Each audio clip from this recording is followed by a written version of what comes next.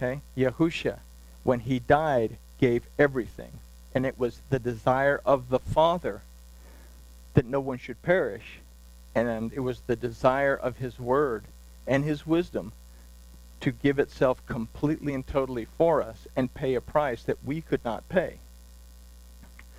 All right. So, verses 5 through 9. I will heal their backsliding. I will love them freely, for my anger is turned away from him. I will be as the dew unto Israel. He shall blossom as the lily, and cast forth his roots as the Lebanon. His branches shall be spread. His beauty shall be as an olive tree, and his fragrance as Lebanon. Why Lebanon? Well, Lebanon is where the cedars were. These were big trees. They were very fragrant trees, very pricely and costly trees. Okay. They that dwell under his shadow shall again make grain to grow, and shall blossom as the vine, and the scent thereof shall be as the wine of Lebanon. Ephraim shall say, what have I to do any more with idols? As for me, I respond and look on him. I am like a leafy cypress tree. From me is your fruit found. In Teshuvah, there's redemption. A price is paid for you to get out of that slavery. There's deliverance in that you are now free to move away from your Egypt. And there's restoration back into a relationship with Yahweh your Elohim where he cares for you long enough for you to decide that you need to sell yourself back into slavery and have to be redeemed again, and then have to be restored again so that you can rest a little bit and then do it again. Because our lives are this, okay? And this is where this concept of salvation kind of hits a thing. We have to work out that deliverance with reverence, but we have to be aware of what we're doing, okay? If I say that, I believe in Yahushua, and then I go off and I do everything that goes contrary to the Torah, am I in a state of redeemed state? Probably not. And we just read that in Hosea. I have to be, according to these verses, I have to be aware, and I have to have a desire to make teshuvah. I have to have a desire to walk according to the instruction of my Elohim. And Shema. I have to be able to perceive, discern, and understand. Shema Yisrael. When I'm wrestling against Elohim, or when Elohim prevails in my life. Shema Yisrael, Yahuwah Eloheinu.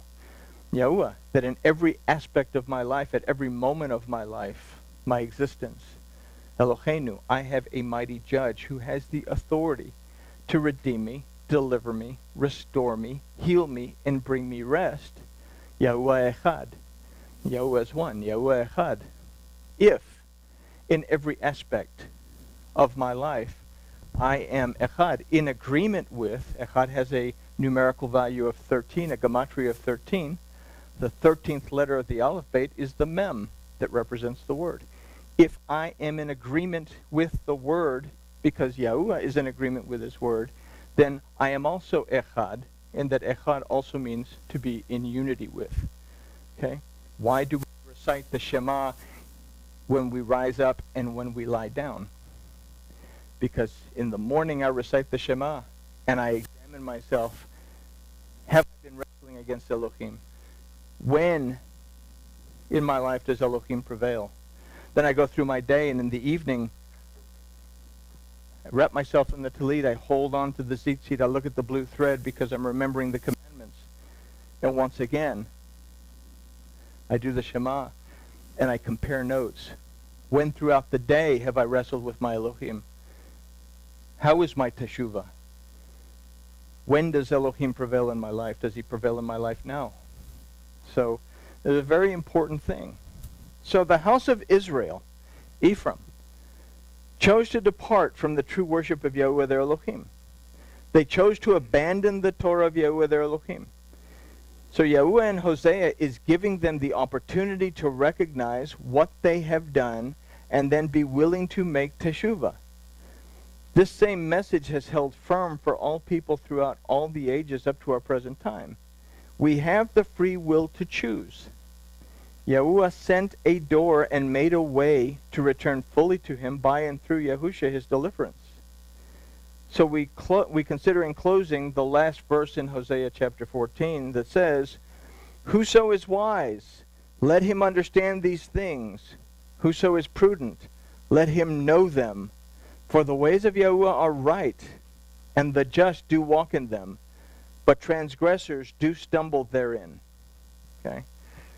So I left out the corny question because I thought that was kind of explanatory. We could go back to the first question asked in the Torah. In fact, we can go back to those first 3 questions in the Torah because those are so important. First one is, where are you? Where are you in that relationship with your Elohim? The second question is, who told you? Where do we get our information concerning our relationship with our Elohim? And the third question, to Hava, what is it you've done? What have I done and what am I doing to improve my relationship with Elohim? And I guess we can throw in that question that the messenger of Yahuwah asks Hagar after she leaves Sarah. Says, where are you going? Or where have you been and where are you going? So where am I now and what direction am I heading in? We have a lot of questions that the Torah asks us. The main question that we can ask ourselves is, where is my relationship with my Elohim? Why do I believe what I believe? And do I have anything that's out of alignment that I need to adjust so that I'm walking in the right relationship with my Elohim? And I'm out of wind, so we'll say grooviness has been achieved.